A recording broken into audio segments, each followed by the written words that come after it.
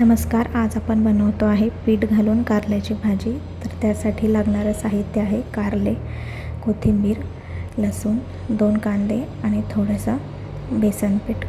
तर सर्व साहित्य आधी बारीक चिरून घ्यायचं आहे.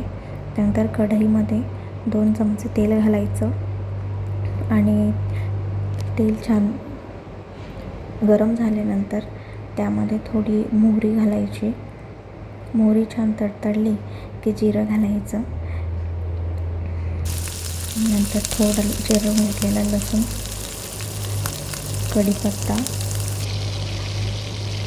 आणि बारीक चिरलेले 2 कांदे घातले आहेत. हे सर्व साहित्य छान मिक्स करून घ्यायचं.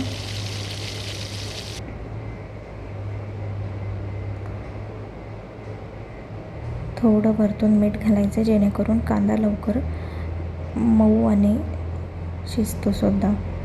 थोडी कोथिंबीर घातली आहे चिरलेली.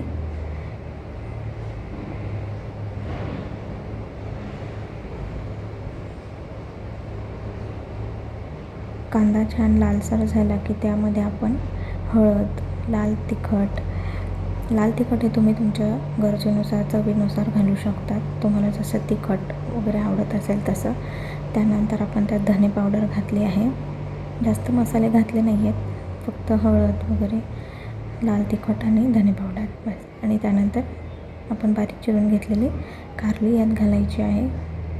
छान अगदी मिक्स करून घ्यायचं आहे की जेणेकरून सर्व मसाला आपल्या कारल्यांना लागेल. ही भाजी तुम्ही जेव्हा खाणार ना तेव्हा तुम्हाला खूप आवडेल. कारण बऱ्याचदा फक्त कारले सिंपल भाजी केली तर कारल्याची कोणी खात नाही, पण अशी पीठ घालून केलेली भाजी सर्वांना आवडते. त्यानंतर कारले शिजल्यावर थोडं पीठ घालायचं आहे. पीठ तुम्ही गरजेनुसार कमी जास्त घालू शकतात.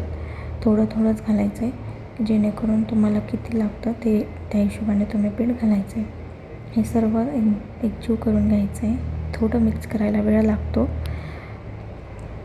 हे सर्व एकजीव झालं आहे. त्यानंतर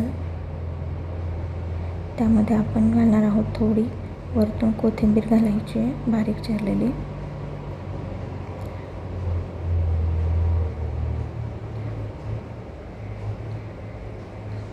चवीनुसार मीठ.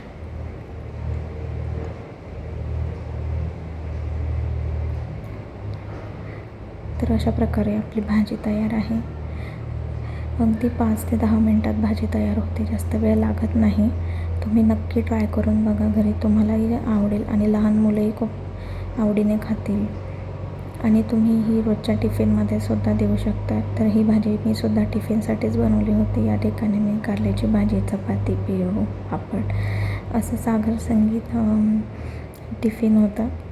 तर तुम्हाला रेसिपी आवडली असेल तर नक्की करून बघा आणि माझ्या चॅनलला लाईक, शेअर आणि सबस्क्राईब करा. धन्यवाद.